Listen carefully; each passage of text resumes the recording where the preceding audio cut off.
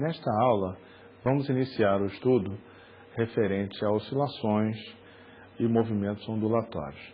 Isso é a base para estudos também de ondas eletromagnéticas, mas no momento inicial vamos discutir ondas que se propagam no meio físico por causa da presença desse meio físico.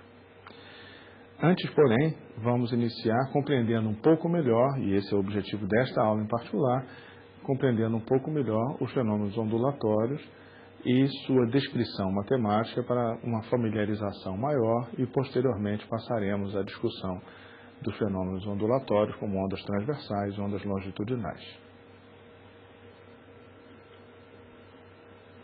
As oscilações, que são o motivo da preocupação do estudo das ondulações nesse momento dessa aula, se referem ao retorno de um sistema que foi tirado da situação de equilíbrio. Então, este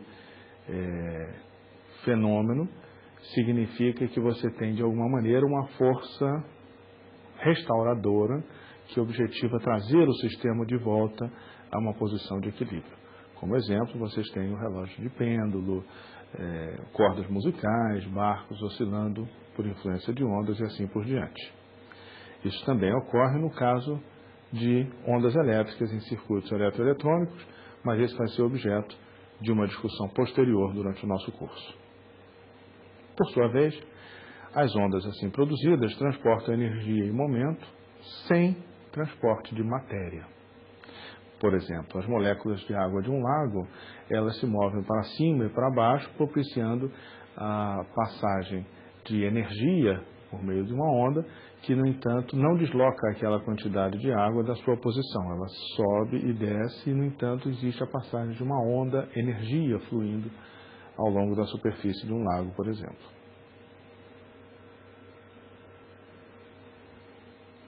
Um tipo de movimento oscilatório comum e importantíssimo para a descrição de fenômenos físicos em suas versões mais simplificadas é exatamente o resultante da presença de uma força restauradora no caso de massa-mola ou no caso de uma força, uma componente gravitacional, por exemplo, que objetiva trazer um sistema de volta à sua posição de equilíbrio. No caso do sistema massa-mola, conforme já discutimos anteriormente, de maneira breve, a força restauradora assume a forma F igual a menos kx, significando então que a força tem a tendência de trazer de volta o sistema à sua posição de equilíbrio quando há deslocamentos na direção x a partir da posição de equilíbrio, que seria então hipoteticamente zero nesse caso. Nesse caso, a gente poderia escrever a chamada lei de Newton, simplesmente expressando que a aceleração é menos k sobre m, multiplicado por x, sendo então k essa constante da mola.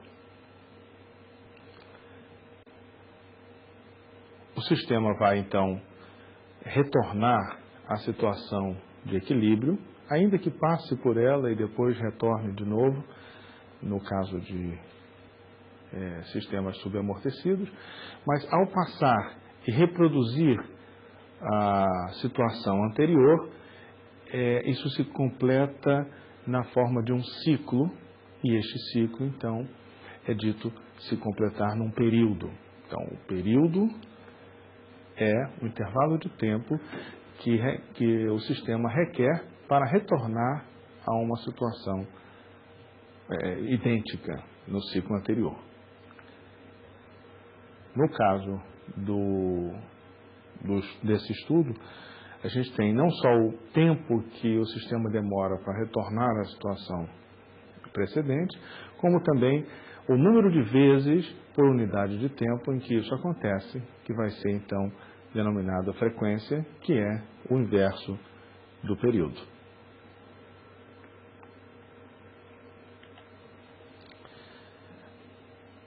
Observe nessa situação esquemática a posição da massa como função do tempo.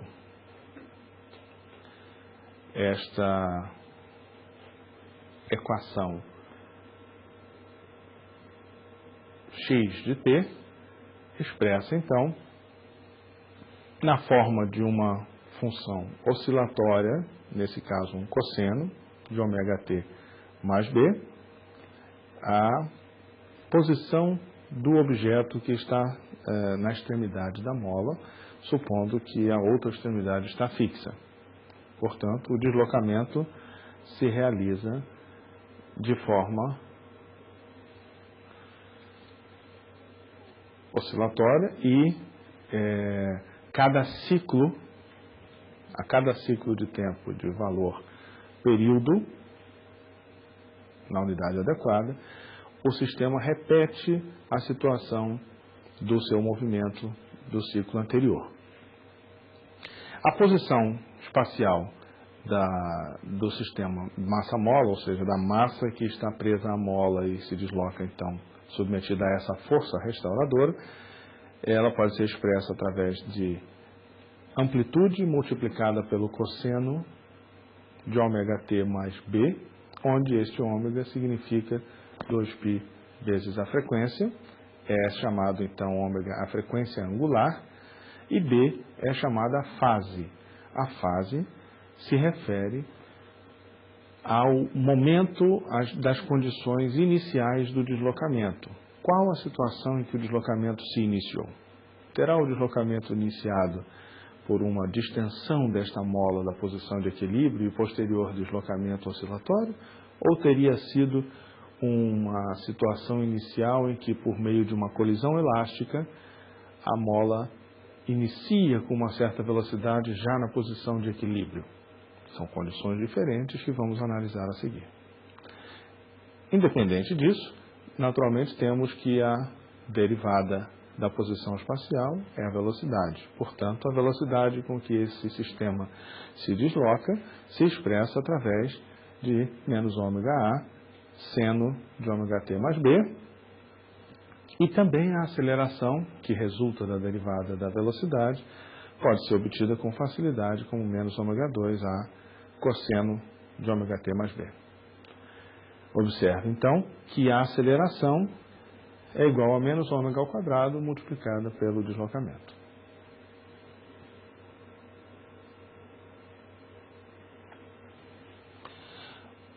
Os valores de A, que se denomina amplitude máxima, digo, A ômega, que é a amplitude da velocidade, e A ômega ao quadrado, que é o valor da aceleração, esses valores são constantes. A frequência angular, que é 2π vezes a frequência do sistema, também é uma constante característica desse sistema e relacionada com a propriedade intrínseca da mola, que é a chamada constante de mola casinho, e da massa do sistema, que é o mzinho. A fase e outros parâmetros são determinados pelas condições iniciais desse sistema. Considere, como exemplo, um sistema massa-mola com oscilações que se iniciam a partir de uma colisão elástica de um objeto com a massa. Então, observe que o sistema massa-mola está em repouso na sua situação de equilíbrio e ocorre uma colisão elástica. Então, essa colisão elástica significa que existe uma transmissão similar à de uma bola de sinuca colidindo com uma outra, então vai transmitir velocidade através da conservação, lei de conservação que já discutimos anteriormente, vai transmitir, então, quantidade de movimento e vai fazer com que o sistema massa-mola se desloque a partir da posição de equilíbrio, mas com velocidade positiva, por exemplo. Essa velocidade ganha nesta colisão, V0 maior que zero, nos informa que, como a velocidade é a derivada da posição, V igual a dx dt, então assume essa forma menos ômega a multiplicado pelo seno de ωt mais b. Então deveríamos observar que, por exemplo, a amplitude, que é o valor que está à frente desse seno, que carrega a característica oscilatória, a constante que está à sua frente é, então, a velocidade máxima, porque o seno pode ir a valores mais 1 ou menos 1 e fica nessa faixa de valores. Então, a amplitude máxima da velocidade é dada pelo valor que se encontra à frente do seno de ômega-t mais b. Então, a amplitude da velocidade é ômega-a. Isso determina, então, que o valor de A pode ser calculado como sendo o valor negativo da frequência angular dividido pelo V0, transmitido à massa por meio da colisão. Além disso, a própria fase fica determinada se nós supusermos que o momento do tempo em que ocorre a colisão elástica e que o sistema passa, então, pela posição de equilíbrio em velocidade V0, se o tempo é igual a zero, nós temos, então, que neste instante o seno de B deveria ser igual a 1, ou seja, o valor máximo. Portanto, o B tem necessariamente o valor π sobre 2. Isso serve, então, para determinarmos, a partir das condições iniciais do problema, os valores da fase e da amplitude do sistema.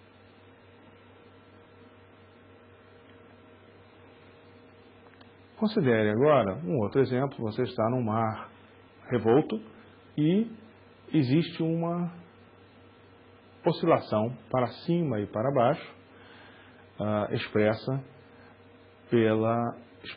pela equação y de t igual a amplitude multiplicada por cosseno de ômega-t mais b com os valores que aparecem na sua tela. Por exemplo, a amplitude com o valor 1,2 metros, ômega com o valor 1 sobre 2 segundos e a fase com o valor π sobre 6.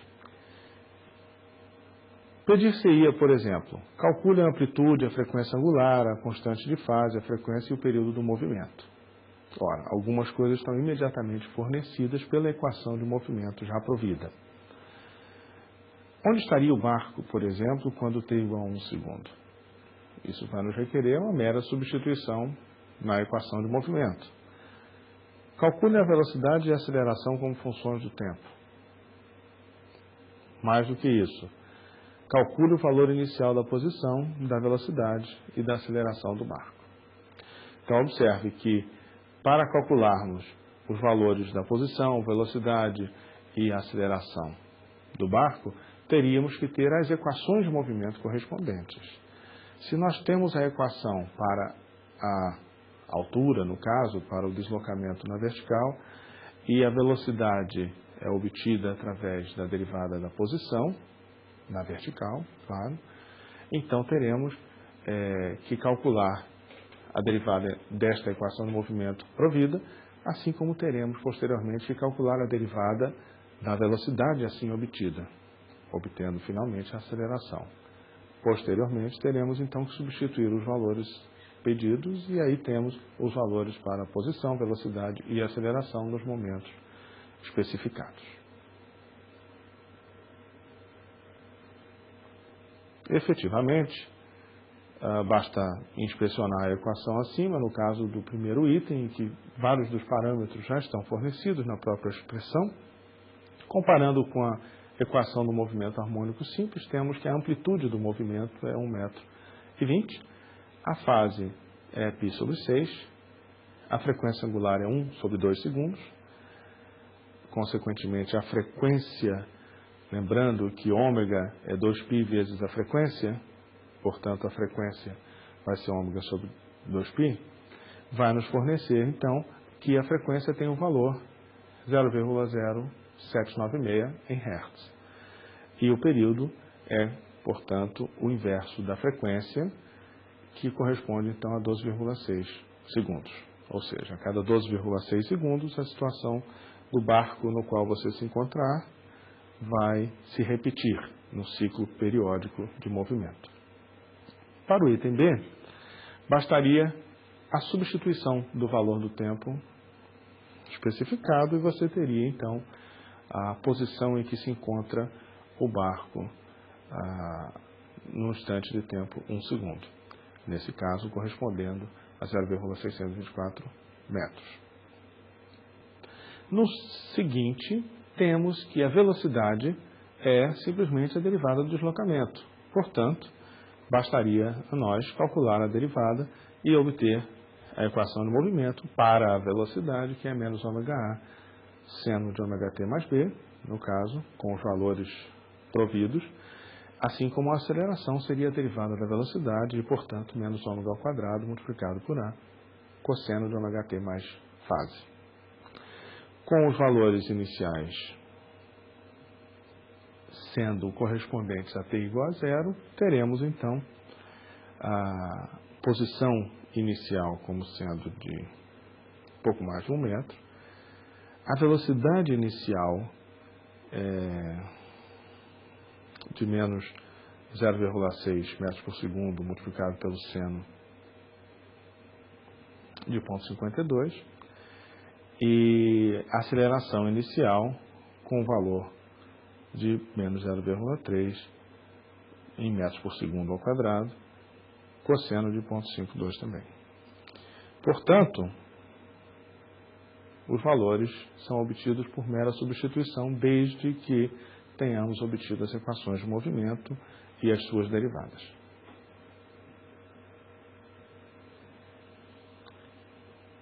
Quando o objeto está preso a uma mola e descreve um movimento harmônico simples, se deslocando para uma posição extrema de deslocamento a partir da posição do equilíbrio e depois para outra extremidade, vamos dizer assim, da sua trajetória, num movimento harmônico simples, diz-se que, na verdade, a energia, que é uma constante para esse sistema, está mudando de situação. Ela, ora, está totalmente concentrada como energia potencial, ora, ela está totalmente disponível como energia de movimento.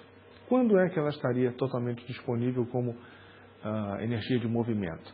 Ora, quando não houvesse tensionamento da mola. Neste momento, toda a energia está concentrada no movimento da massa. Por outro lado, quando a mola estiver totalmente distendida ou totalmente comprimida, teremos então toda a energia do sistema concentrada nesta energia potencial de contração ou de distensão da mola.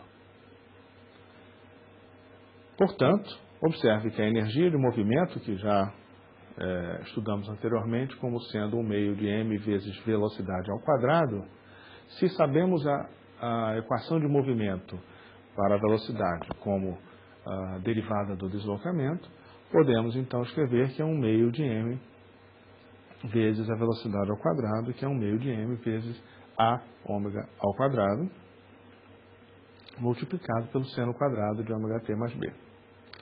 Assim como U, que estaremos denominando aqui, a energia potencial associada à contração ou distensão da mola, seria então um meio de K(x)2, onde temos a equação do movimento para x também, e consequentemente um meio de K A ao quadrado, cosseno quadrado de ômega t mais b.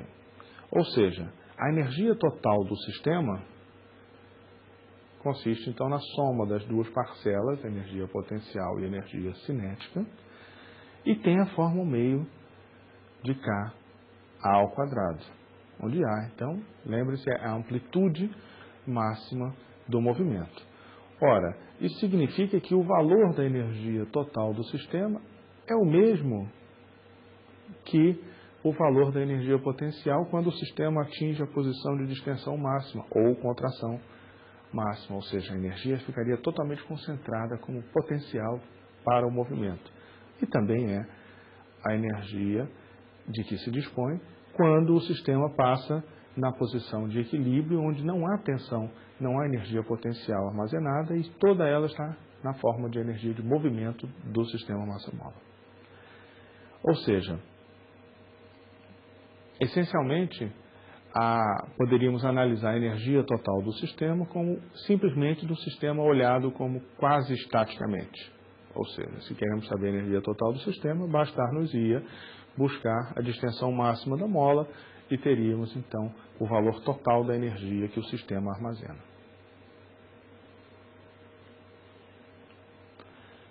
Considere como um exemplo um sistema massa-mola que está na vertical. O sistema pode oscilar na sua frequência característica de 4 ciclos por segundo, ou seja, 4 Hz, e com amplitude de 7 centímetros.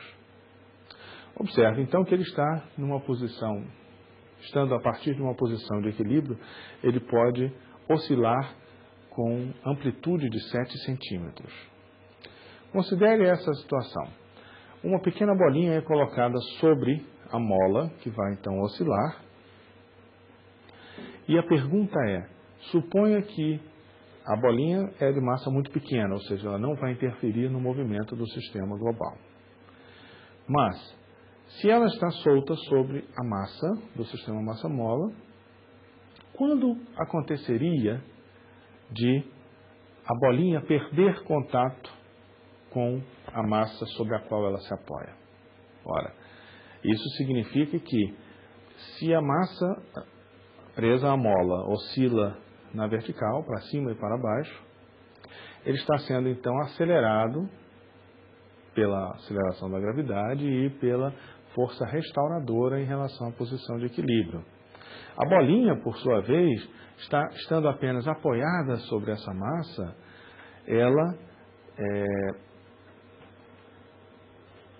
pode então se deslocar em conjunto com o sistema massa-mola, mas em algum momento ela está sujeita a se descolar da massa que a apoia.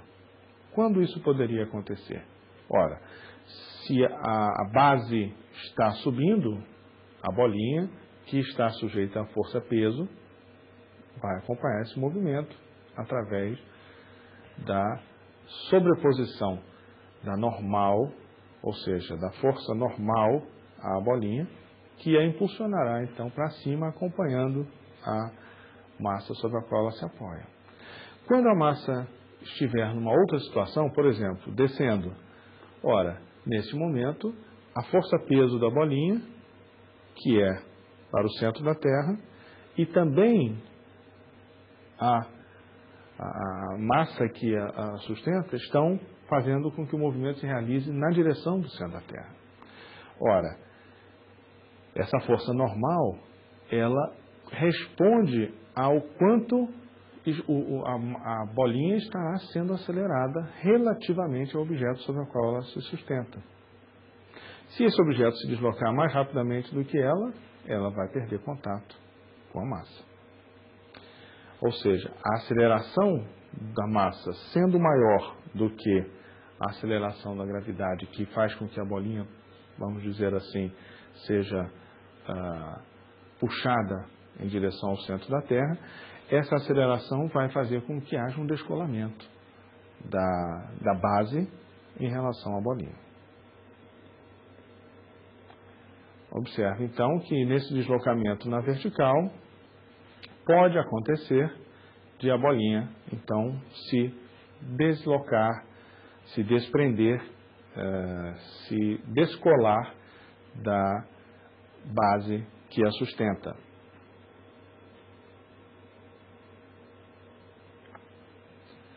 Observe que, no caso, a bolinha tem peso, massa vezes a aceleração da gravidade, e está também sujeita à ação da força normal, que é exercida pelo bloco que se desloca para cima e para baixo. O módulo dessa força normal vai variar com a posição do bloco. Como o bloco se move para cima, quando ele ultrapassa a posição de equilíbrio, ele passa a ser acelerado, o bloco de sustentação passa a ser acelerado de volta para a posição de equilíbrio. Quando ele estiver com o valor igual ao da aceleração da gravidade, você vai observar então que a base está sendo acelerada para baixo com uma aceleração da gravidade e a bolinha também está sendo acelerada para baixo, em direção à Terra, com a aceleração da gravidade.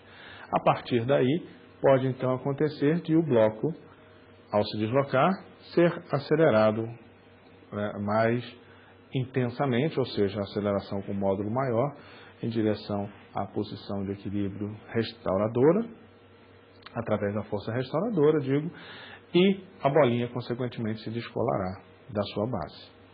De fato, isso acontecerá, então, quando a aceleração, que tem como módulo menos ômega ao quadrado multiplicado pela amplitude máxima, igualado à aceleração da gravidade. Neste caso, teríamos, então, que o valor de y, para o qual aconteceria esse descolamento, ia ser de 1,55 centímetros. Ou seja, nesse deslocamento dessa base para cima e para baixo, uma parte desse deslocamento vai se realizar com a bolinha sem contato com a base do sistema massa-mola. Uma outra situação também relacionada ao movimento oscilatório e que nos interessa grandemente, claro, em sua versão mais simples ainda do que vamos ilustrar agora, mas relativa a pequenos ângulos e que é expressa, então, com uma equação similar à do sistema massa-mola. Trata-se do pêndulo simples. O pêndulo simples, para grandes ângulos, apresenta uma formulação um pouco diferente da formulação do sistema massa-mola, mas, para pequenas oscilações, a equação que expressa o movimento do pêndulo simples é idêntica à do sistema massa-mola. No caso do pêndulo simples mais geral, não é um pêndulo físico para o qual existe massa associada à haste, estamos então considerando que você tem uma haste que é leve o suficiente para que não consideremos a sua massa e uma massa então que se desloca em movimento para um lado e para o outro na forma a seguir. Este movimento, que habitualmente chamamos de pendular, é um movimento oscilatório, naturalmente se realiza em virtude de uma força restauradora, porque esse pêndulo, ao ser deslocado da sua posição de equilíbrio, faz com que uma componente da força peso permita o movimento. A outra componente não permite o movimento, neste caso, de uma haste rígida. No caso da haste rígida, então, você tem uma componente da força peso que é ao longo dessa haste. Podemos dizer que esta é a componente radial, ao longo do raio do pêndulo. Como a haste é rígida, não haverá deslocamento nessa direção. Porém, na direção perpendicular, ou seja, na direção que propicia movimento tangencial à trajetória, ou seja, perpendicular ao raio, pode-se efetuar o movimento e ele também decorre da componente correspondente da força-peso, que não é, então, compensada por nenhuma outra força. Portanto, ela propicia a necessária força restauradora para que haja o movimento oscilatório aqui estudado.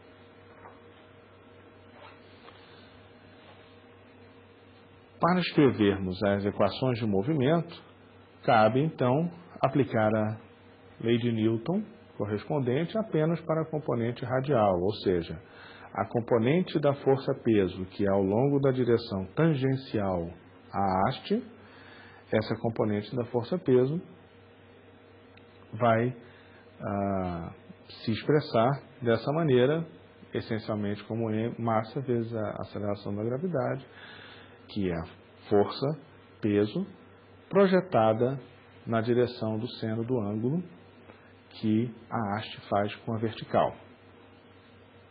Isso é, então, igual a massa vezes a aceleração, assim expressaríamos a lei de Newton neste caso.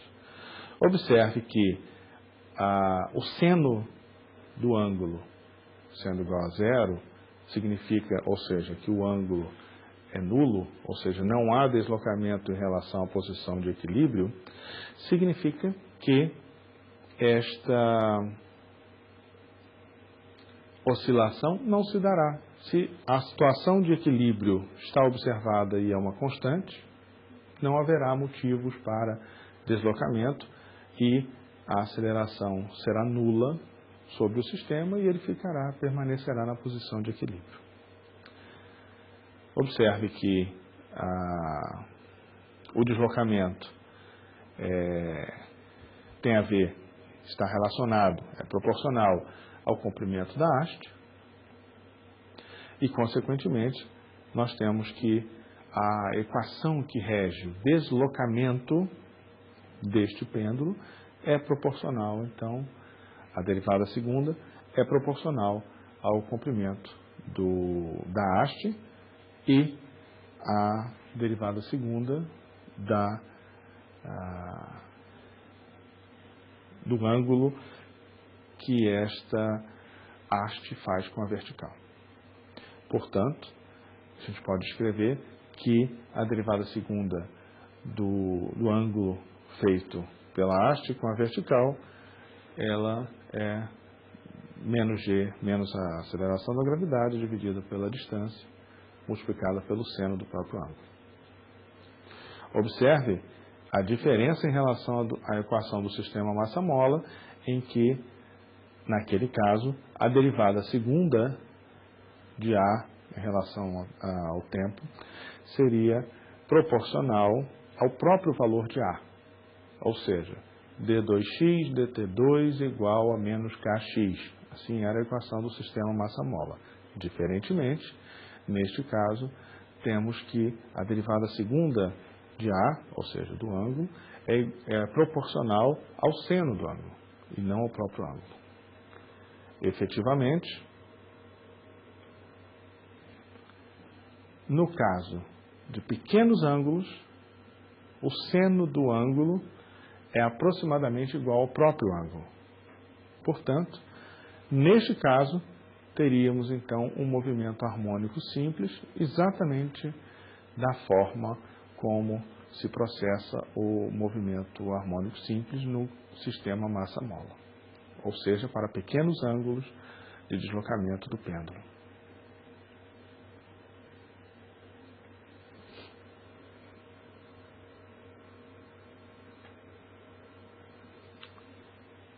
Observe o seguinte exemplo. Calcule o período de um pêndulo simples de comprimento 2 metros. Ora,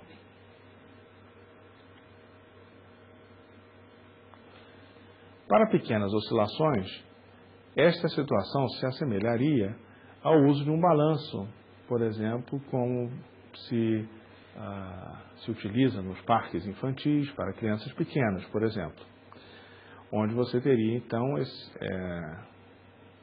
a aceleração, essencialmente, como G sobre L, ou seja, ômega ao quadrado igual a G sobre L, sendo, então, o período igual a 2π sobre ômega, uma vez que o período é o inverso da frequência e ômega é 2π vezes a frequência. Dessa forma, o período poderia ser obtido facilmente como 2π vezes o comprimento, a raiz quadrada do comprimento do pêndulo, dividido pela aceleração da gravidade.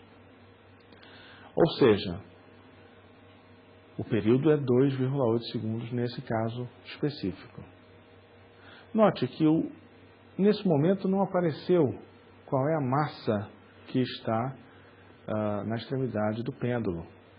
Portanto, desprezado o atrito, uma criança e um adulto oscilam, por exemplo, lado a lado num parque de diversões onde os balanços, por exemplo, têm o mesmo comprimento para pequenas oscilações.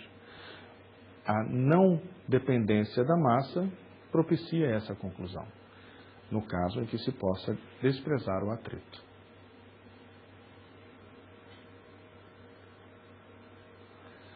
Ainda discutindo o pêndulo simples, observe, porém, que quando a amplitude do movimento ela é levada em conta como não mais pequenas amplitudes, ou seja, para as quais o seno de A poderia ser considerado como aproximadamente igual a A, tem-se então que levar em conta esta correção, ou seja, teríamos agora D2A dt2 proporcional a seno de A. Neste caso, levando em conta esta informação, sem que façamos as contas neste momento, durante a aula, você verá as contas no livro, e você pode então observar que a amplitude do movimento do pêndulo aumentando vai determinar que o período envolvido seja diferente. O período envolvido pode ainda tomar como referência o período para pequenas oscilações, que seria chamado então de T índice zero, por exemplo. Mas ele tem correções. Então essas correções são oriundas da amplitude aumentada, ou seja, são correções da equação que propiciam ver que o período da oscilação seria então, uma vez corrigido, o período fundamental de pequenas oscilações acrescido de outras parcelas. O fundamental a considerar nesse momento é que é acrescido de outras parcelas todas positivas. Ou seja, o período para oscilações maiores é maior do que o período observado para pequeníssimas oscilações. O que significa isso? Significa que se você tem um relógio de parede baseado em pêndulo, e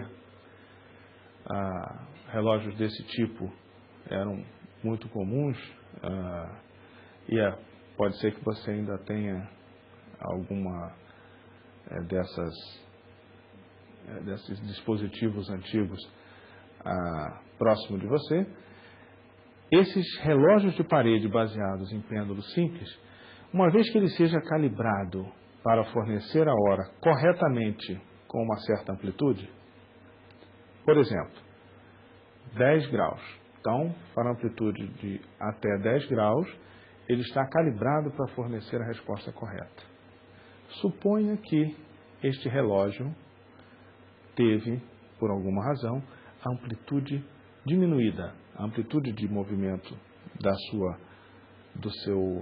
haste que oscila e propicia o andar da engrenagem que movimenta o dispositivo do relógio, não está mais atendendo à amplitude projetada de 10 graus. Se reduziu.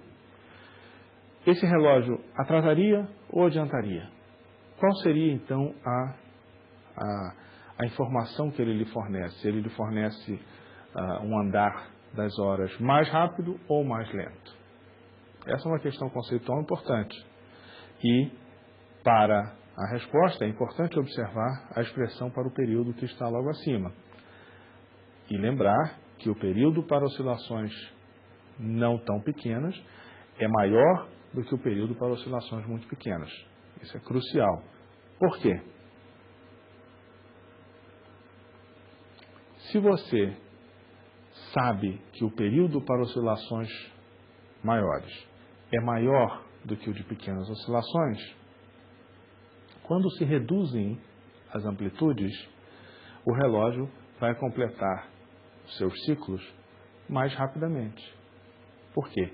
O período é menor, ou seja, o tempo que demora para ele completar um ciclo é menor. Logo, ele vai andar mais rápido e, consequentemente, vai te dar horários mais adiantados em relação à hora correta.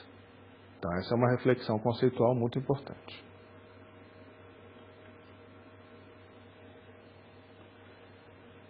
Na prática, porém, sabemos que um sistema de natureza pendular, ou seja, um movimento oscilatório prático, macroscópico, ele para de oscilar, porque essencialmente essa energia mecânica vai ser dissipada através do atrito.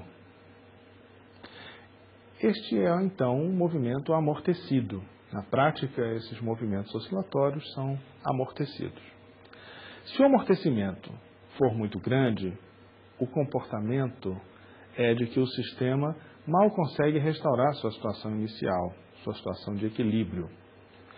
Se o amortecimento for muito pequeno, ele pode se tornar, por vários ciclos, ser quase imperceptível. E você vê, então, um efeito denominado amortecimento subcrítico, quer dizer, um sistema oscilatório que é pouco amortecido, subamortecido. É bem verdade que quando, então, existe uma transição de uma situação para outra, desde uma situação em que o sistema sequer oscila, porque ele para rapidamente, sem conseguir restaurar a posição de equilíbrio, e uma situação em que ele pouco se importa com o atrito, ou seja, o atrito é muito reduzido. Nesse meio existe certamente uma situação que separa conceitualmente uns dos outros, que é esse momento crítico, é exatamente quando o sistema é chamado sistema criticamente amortecido. Neste caso, o sistema, digamos, massa-mola ou pendular, ele retorna à posição de equilíbrio sem ultrapassá-la. Menos do que isso, ele é muito amortecido. Sequer chegaria, por exemplo, a restaurar a situação de equilíbrio. E mais do que isso, ele é pouco amortecido, consequentemente, ele oscila em torno da posição de equilíbrio. Como exemplo, o balanço da criança no parque infantil é tipicamente subamortecido. Já um pêndulo imerso num fluido viscoso, tipicamente é superamortecido, ou seja, ele amortece de tal forma o que seria o movimento oscilatório que ele sequer consegue completar uma oscilação. O modelo para a força de atrito, o modelo simplificado, é o de amortecimento linear, ou seja, proporcional à velocidade. Isso permite escrever a partir da segunda lei de Newton para um sistema massa-mola amortecido, submetido à força de dissipação F índice D, que F igual a massa vezes a aceleração,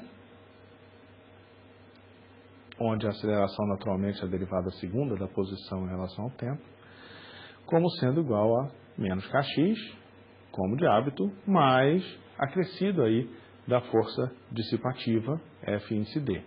Essa força dissipativa, dentro do modelo simplificado, é proporcional à velocidade. De que maneira? Ora, sempre procurando prejudicar o movimento. Esta é a função da força de atrito, ou seja, ela procura dificultar o movimento. Se o movimento é para a direita, a força de atrito naturalmente vai se opor a esse movimento. Se o movimento é para valores de x, por exemplo, negativos, a força de atrito tem valor positivo, sempre se opondo ao movimento. A solução dessa equação expressa dessa forma, a equação mais simples do massa-mola com amortecimento linear, ela pode ser obtida e você pode observar uma característica muito interessante de que a amplitude do movimento, ou seja, tudo que aparece à frente do cosseno de ômega-t mais a fase, que é a amplitude desse movimento, x de t, o que aparece como amplitude é, então, uma quantidade que se reduz ao longo do tempo. Ou seja, por que ela se reduz? Ela se reduz porque existe a presença do atrito. Como existe a presença do atrito, ainda que o sistema oscile, ele vai oscilando cada vez menos até a amplitude ser nula. Portanto, ele pararia de oscilar porque está dissipando energia de qualquer forma. Observe que, neste caso, você pode inclusive definir quem seria a quantidade que estabelece a situação crítica para o amortecimento. Essa quantidade que é a quantidade que vai então fornecer uma transição para um argumento de uma raiz quadrada que é positivo e um argumento quando se torna nulo, a partir do qual se tornaria então negativo e que o sistema não teria um comportamento fisicamente aceitável. Nesse caso, então, o valor de B, ou seja, o valor da constante de atrito, seria 2m ômega índice zero, que seria exatamente o valor que, substituído no numerador, vai ser idêntico ao denominador, daí a fração sendo 1, nos propicia 1 menos 1 igual a 0 dentro da raiz quadrada e, portanto, a partir daí o sistema não oscila. Com valores de B menores do que isso, você pode observar que a raiz quadrada é a raiz quadrada de um número positivo e, consequentemente, ômega, linha, tem um valor diferente de zero e o sistema oscila. E o sistema é, então, denominado subamortecido. Quando um sistema oscilatório desses é submetido apenas às forças internas, ele tem um comportamento oscilatório ou não oscilatório, dependendo da presença ou não da força dissipativa do atrito, mas quando ele recebe impulsos externos, esses impulsos externos podem se dar em fase com o movimento que se observa e isso ter uma natureza de amplificar o movimento. Assim, no caso que já utilizamos como exemplo de um parquinho infantil com crianças se balançando em balanços que seriam na forma de pêndulos simples, mas que recebem impulso, digamos, dos pais ou dos colegas para amplificar o movimento, este impulso pode ser dado de tal maneira que ele vai aumentando a amplitude do sistema até, possivelmente, provocar um acidente com essa criança no sistema pendular. Ora, por que isso aconteceria? Ora, o sistema está recebendo energia ciclicamente de uma maneira em que a sua energia cinética e de movimento vai aumentando e, consequentemente, possibilita ângulos cada vez maiores de oscilação. Isso significa aumento da energia do sistema que, em algum momento, gera um acidente, vamos dizer assim. No caso de construção, observe que nenhuma estrutura na própria construção de pontes ou de prédios, nenhuma construção dessas ela é imune a movimento. Todas essas estruturas são construídas, são desenvolvidas para aceitar movimento, até para terem essa flexibilidade de movimento e permitirem a acomodação a situações climáticas e de temperatura, por exemplo. Ocorre que os sistemas de engenharia civil, por exemplo, precisam, ao serem projetados, precisam de mecanismos de absorção dessas oscilações externas. Porque se eles não as absorverem, esses impulsos externos, seja na forma de ventos ou submetidas a oscilações que podem ser acomodações de terreno, flutuações de vários tipos, digamos, para uma ponte, a passagem de veículos com um certo sincronismo nas oscilações que são observadas, se a estrutura não compensar estes impulsos, absorvendo-os e impedindo que essa energia passe para o próprio sistema oscilatório, o que se observa é um efeito destrutivo, semelhante ao que aconteceria, vamos dizer assim, com um acidente no parque infantil, é que a energia transmitida para esse sistema acaba provocando amplificação das oscilações e essa amplificação descontrolada pode levar mesmo à destruição da estrutura construída. Efetivamente, quando a frequência dos impulsos transmitidos ao sistema é a mesma do próprio sistema, se ele não tiver mecanismos de absorção e atenuação destes impulsos externos, você encontra o fenômeno que é denominado de ressonância, onde a amplitude da oscilação, por exemplo, vai aumentando em proporções que podem se tornar catastróficas. Efetivamente, o aumento das oscilações, da amplitude de oscilação de uma estrutura que deveria permanecer estável, mesmo sob condições adversas de vento e de movimentações de solo, por exemplo, estas oscilações podem provocar o colapso da estrutura. Imagine, então, o quanto é surpreendente o efeito que vocês verão a seguir de uma ponte que foi inaugurada em 1940 e que era uma ponte pêncil, muito moderna à época, e que, no entanto, não levava adequadamente em consideração a presença de ventos, uma certa frequência de ventos que entrou em sintonia com a frequência de oscilação da própria ponte.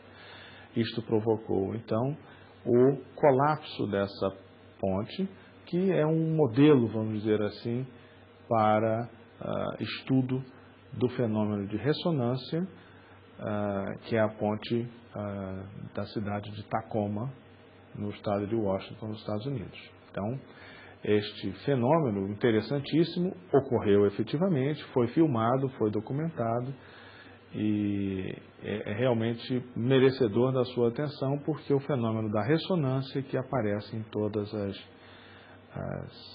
os sistemas oscilatórios forçados, pode acontecer a ressonância.